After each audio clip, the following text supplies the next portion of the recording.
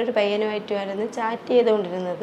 Chat ചെയ്ത് last ആ പെണ്ണ് അതിൽ നിന്ന് ഒഴിഞ്ഞു പോയപ്പോൾ ഇവനായിട്ട് ചാറ്റ് ചെയ്ത് ഇവൻ പെണ്ണെന്ന് വിചാരിച്ച് അവൻ ചാറ്റ് ചെയ്തുകൊണ്ടേ ഇരുന്നു.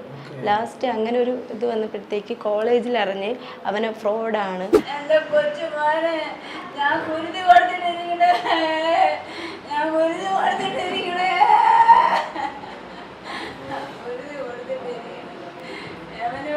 അങ്ങനെ അവൻ പറഞ്ഞ സമയത്ത് ഈ 13-14 നിന്റെ ബോഡി ഞാൻ നിന്നെ വീട്ടിൽ എത്തിക്കുമെന്ന് പറഞ്ഞവൻ ഇവൻ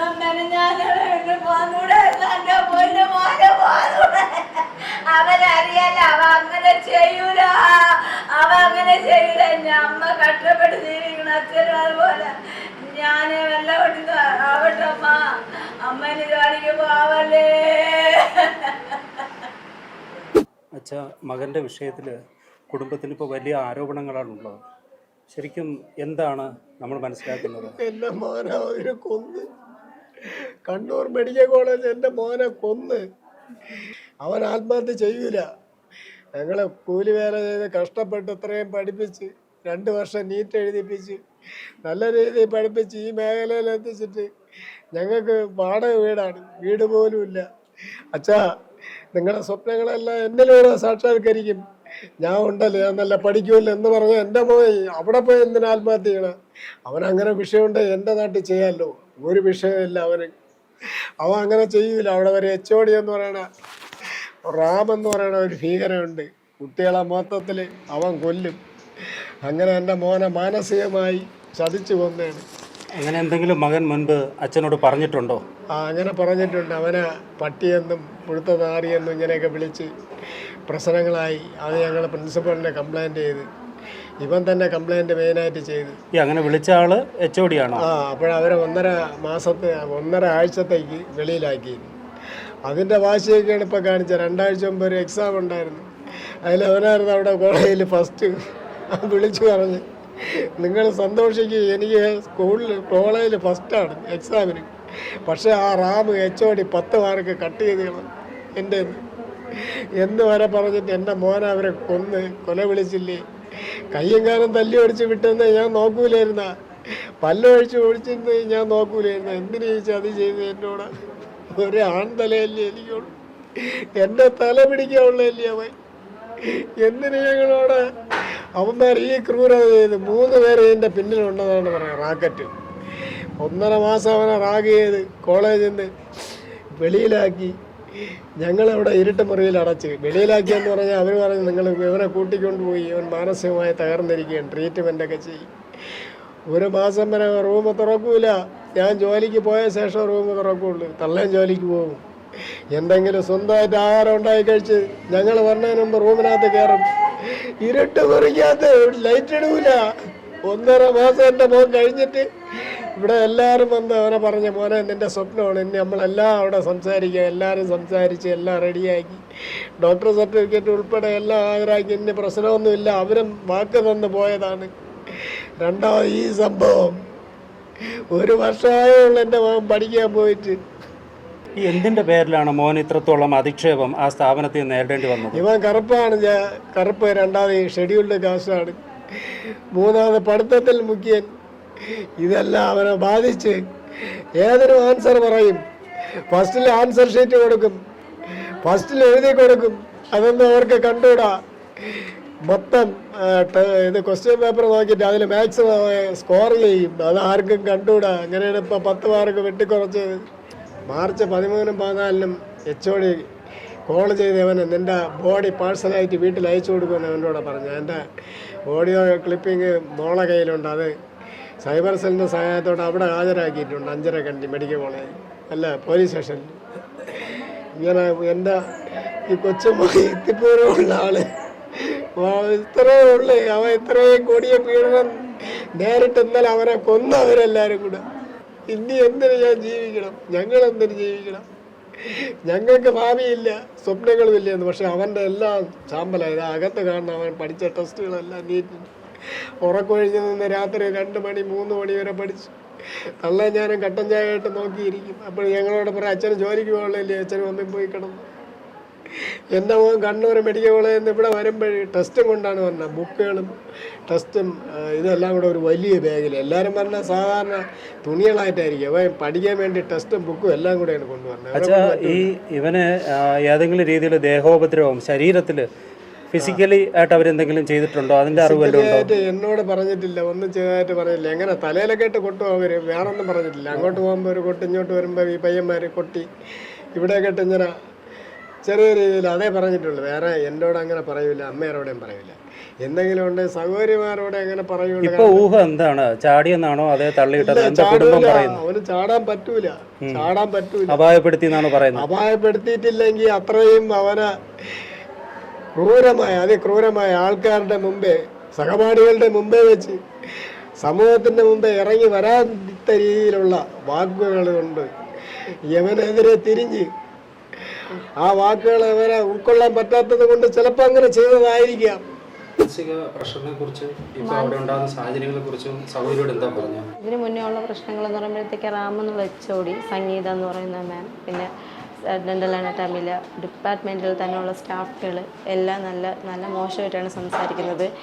പ്രത്യേകിച്ച് ഇവൻ്റെ എക്സാം പേപ്പർ തന്നെ എടുത്തോണ്ട് വന്നിട്ട് ഓരോ വാക്കുകളും എടുത്തെടുത്ത് പറഞ്ഞ് ക്ലാസ്സിൽ ചിരിച്ച് ഓരോന്ന് ഇവനെ കൊണ്ട് എഴുതി ലാസ്റ്റ് ഇവനും സഹികെട്ടിട്ടാണ് പ്രതികരിച്ചത്. കാര്യം പഠിക്കാൻ അറിഞ്ഞൂടാ, വായിക്കാൻ അറിഞ്ഞൂടാ, എഴുതാൻ അറിഞ്ഞൂടാ എന്നുള്ള രീതിക്ക് അവർ നിന്നെ ഏത് സ്കൂളിലാടാ പഠിപ്പിച്ചതെന്നുള്ള രീതിക്കാണ് ഓരോ രീതിക്കും സംസാരിച്ചുകൊണ്ടിരുന്നത്. ഇത്രയായി. പിന്നെ ഫുഡില്ല, ഓരോ ഫുഡിൻ്റെ പ്രോബ്ലംസ് ഉണ്ട്. അതുപോലെ സീനിയേഴ്സിൻ്റെ രീതിക്കുള്ള റാഗിങ്, നിറത്തിൻ്റെയും ജാതിയുടെയും പേരൊക്കെ പറഞ്ഞ് കളിയാക്കി. അത് എൻ്റെ കോളിലുണ്ട്. അതായത് എനിക്ക് സൈബർ സെല്ല് വഴി എടുക്കാൻ പറ്റുകയാണെങ്കിൽ അത് ഉറപ്പായിട്ട് അത് കിട്ടും. പക്ഷെ അതെനിക്ക് വോയിസ് ആയിട്ടല്ല അയച്ചത്. അവൻ വിറച്ചതും വിഷമിച്ചുകൊണ്ടാണ് എന്നെ വിളിച്ച് പറഞ്ഞത്. ഞാൻ ജോലിയിലായതുകൊണ്ട് ഞാൻ തിരിച്ച് വിളിക്കാമെന്ന് പറഞ്ഞിട്ട് ഞാൻ 2 മിനിറ്റ് ഫുഡ് കഴിച്ചുകൊണ്ടിരിക്കുകയായിരുന്നു. 2 മിനിറ്റ് കഴിഞ്ഞ് എന്നെ വിളിച്ച്. പിന്നെ എനിക്കും കേട്ടതിന് ശേഷം എപ്രാളവും പിന്നെ ആകുമ്പോൾ അവിടെ ഓക്കെ അല്ലേ എന്ന് വിചാരിച്ചിട്ടാണ് അവിടെ കുഴപ്പമില്ല, വിളിക്കുമ്പോഴൊക്കെ ഓക്കെയാണ്, സംസാരിക്കണുണ്ട്. 12-1 മണി വരെയാണ് ഞങ്ങൾ സംസാരിക്കുന്നത്. ഒറ്റയ്ക്കല്ലേ എന്നുള്ള ഇതിൽ ഇത്രയും ദൂരം പോയിട്ട് പോകുന്നില്ല എന്ന് പറഞ്ഞ് നിന്നിട്ടുണ്ട്. ഒരു 2 മന്ത് നിന്നിട്ടുണ്ട്. പിന്നെ ഞങ്ങൾ പറഞ്ഞു, കാര്യം നമുക്ക് ഫീസ് അടച്ച് സർട്ടിഫിക്കറ്റ് വാങ്ങിയാലേ നമുക്ക് വേറെ എന്തെങ്കിലും കോഴ്സ് ചെയ്യാൻ പറ്റുള്ളൂ. പിന്നെ സർട്ടിഫിക്കറ്റ് വാങ്ങാം. പിന്നെ ഞാനിപ്പോൾ നീറ്റിന് അവനെ അപ്ലൈ ചെയ്തിരുന്നു. 3-ാം തീയതി നടക്കുന്ന നീറ്റിന് എഴുതാൻ വേണ്ടി. അങ്ങനെയാണെങ്കിൽ ഇതിലോട്ട് ചേഞ്ച് ചെയ്യാൻ പറ്റുമല്ലോ. നമുക്ക് കാശ് അപ്പോഴൊരു ഇതില്ല, എന്തെങ്കിലും ചെയ്തിട്ടാണെങ്കിലും അവൻ ഇതിലോട്ട് മാറ്റാം എന്നുള്ള ഇത് അങ്ങനെയും ഹെൽപ്പ് ചെയ്ത് കൊടുത്തായിരുന്നു. പിന്നെ ഫുഡിൻ്റെ കാര്യത്തിലാണെങ്കിലും ഒറ്റയ്ക്കാണ്, സിക്ക് റൂമിലാണ് പിടിച്ച് കിടത്തിയിരിക്കുന്നത്. ഇതിന് മുന്നേ ഒരു ഇഷ്യൂ ഉണ്ടായിട്ടുണ്ട്. അതിനുശേഷം ഹോസ്റ്റലിൽ ഇഷ്യൂ വേറൊരു പെങ്കൊച്ചിനെ പറ്റിയിട്ടുള്ളൊരു ഇഷ്യൂ ആയിരുന്നു. ആ ഇഷ്യൂ എല്ലാം കൂടെ കറങ്ങി ഇവൻ്റെ പേരിലാണ് വന്നത്. പിന്നെ ഇവനെ മാനസികമായിട്ട് വേറൊരു കൊച്ചും വേറൊരു പയ്യനുമായിട്ടുമായിരുന്നു ചാറ്റ് ചെയ്തുകൊണ്ടിരുന്നത്. ചാറ്റ് ചെയ്ത് ലാസ്റ്റ് ആ പെണ്ണ് അതിൽ നിന്ന് ഒഴിഞ്ഞു പോയപ്പോൾ ഇവനായിട്ട് ചാറ്റ് ചെയ്ത്. ഇവൻ പെണ്ണെന്ന് വിചാരിച്ച് അവൻ ചാറ്റ് ചെയ്തുകൊണ്ടേ ഇരുന്നു. ലാസ്റ്റ് അങ്ങനെ ഒരു ഇത് വന്നപ്പോഴത്തേക്ക് കോളേജിൽ അറിഞ്ഞ് അവനെ ഫ്രോഡാണ്, അതാണ് ഇതാണെന്നൊക്കെ ബോയ് അല്ലേന്ന്, ഗേൾ തന്നെയായിരുന്നു. പക്ഷെ അപ്പം ആളുടെ പേര് പറയാൻ കുറച്ച് മടിയാണ്. ആ കൊച്ചിങ് അതിൽ നിന്ന് ഒഴിഞ്ഞു പോയായിരുന്നു.